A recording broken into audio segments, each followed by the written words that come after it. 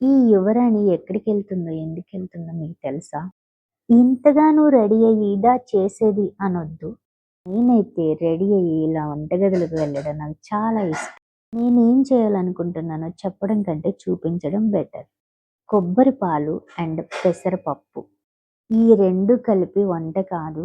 పెసరపప్పు 10 మినిట్స్ నానబెట్టిన పెసరపప్పు తీసుకున్నాను. అండ్ పచ్చిమిర్చి తీసుకున్నా, ములక్కాడలు తీసుకున్నా, వంకాయ తీసుకున్నా, టమోటా తీసుకున్నా, ఉల్లిగడ్డ తీసుకున్నా. సరిపడా తినాలి అంటే నాకు కావాల్సినన్ని బియ్యం అయితే తీసుకున్నా. వీటిని శుభ్రంగా కడిగేసుకున్నా. ఇంకా నేను రెడీ చేయబోయే వంటేంటో మీకస్సలు తెలిసుండదు.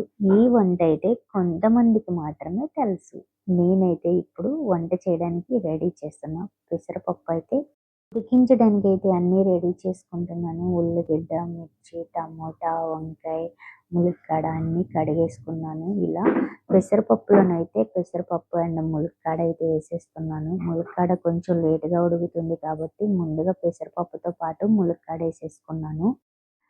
టమోటా, మిర్చి, ఉల్లిగడ్డ అయితే తర్వాత వేసుకుంటాను. వీటిని కూడా కడిగేసి పక్కనైతే పెట్టేసుకున్నాను. ఉల్లిగడ్డ అయితే కట్ చేసేసుకున్నాను. ఇవెందుకనేది ఇప్పుడు చూపిస్తా.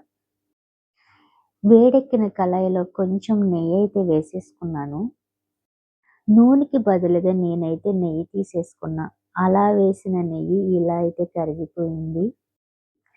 కట్ చేసుకున్న పచ్చిమిర్చి, ఉల్లిగడ్డ అయితే ఈ నెయ్యిలో వేసేసాను. ఇదైతే కొంచెం ఫ్రై అయిపోతుంది. అలానే కరివేపాకు కూడా వేసేసాను.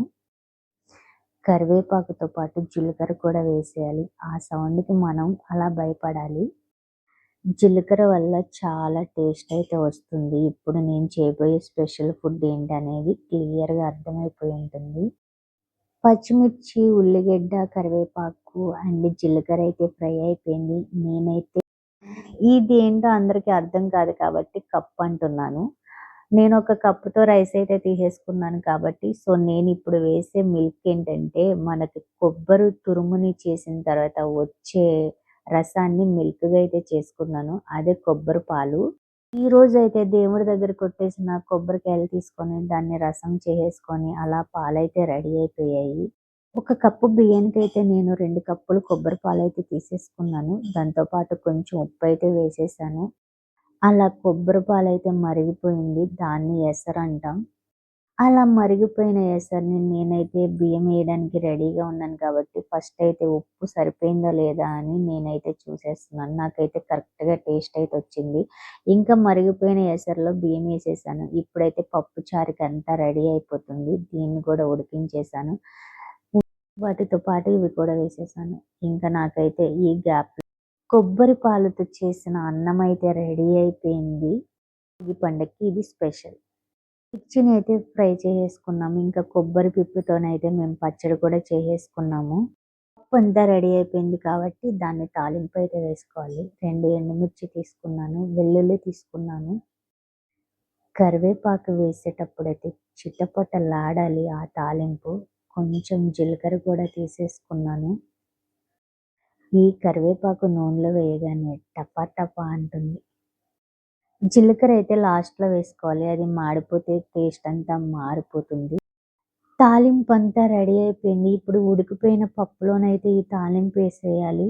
కొబ్బరి అన్నంలోకి ఈ పప్పు చారైతే చాలా అంటే చాలా టేస్టీగా అండి. చాలా స్పెషల్ ఫుడ్ ఇది భోగి రోజు.